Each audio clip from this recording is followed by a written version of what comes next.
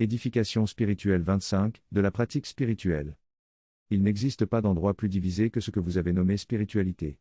Et il en est ainsi parce que vous refusez de libérer la spiritualité de l'emprise de votre émotion.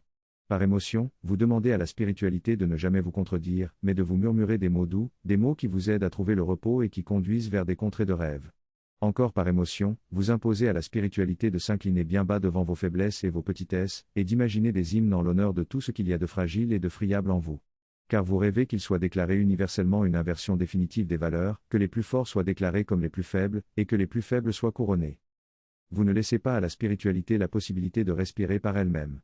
Comme respire la musique et comme respire l'architecture. Oui, à l'architecture, vous laissez la liberté de construire de petites cabanes sans prétention, et de grands immeubles qui sont la gloire de l'ingéniosité humaine et la démonstration de la force humaine. À la musique aussi, vous laissez la liberté de s'exprimer selon toute la richesse de ses nuances. Et le charme d'un enfant qui chantonne maladroitement, ne vous sert jamais de prétexte pour dénier le travail d'un ténor qui a forgé sa voix avec profondeur et intensité durant des années. Nulle part ailleurs vous ne manquez d'intelligence comme vous le faites en spiritualité. Car aucun d'entre vous n'irait croire qu'il est en train de faire un vrai voyage, tandis qu'il est seulement assis dans l'imitation en carton d'un avion. Il faudra un jour que soient séparés et que soient nommés différemment. Ceux qui veulent juste trouver refuge dans le champ informe de la spiritualité émotionnelle, et ceux qui aspirent à magnifier la force de leur esprit. Une force qui est énergie et dynamisme, une force qui est puissance et pouvoir.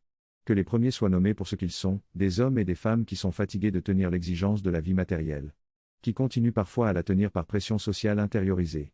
Et qui rêvent d'une petite poche de vie dans laquelle ils pourraient juste se lever et être choyés, honorés pour ce qu'ils sont, sans avoir besoin de devoir mériter ces honneurs. Que les seconds soient aussi reconnus pour ce qu'ils sont. Car ils ne sont pas fatigués de tenir l'exigence de la vie matérielle. Ils aspirent à quelque chose de plus grand et de plus puissant que l'homme matériel qui vit en eux. Ils aspirent à réaliser l'homme solaire qu'ils sentent être au fond d'eux. Non pour les fatigués qui espèrent accueil inconditionnel et louange inconditionnelle. Mais pour les aspirants qui n'ont pas peur d'oser s'élancer à la conquête de leur puissance solaire. De la puissance du soleil de leur esprit. Il faut une spiritualité pratique et énergétique, et non une spiritualité émotionnelle et liquéfiante. Encore moins une spiritualité psychologisante qui résonne sans aucun respect des contraintes de la pensée logique et de la pensée rationnelle.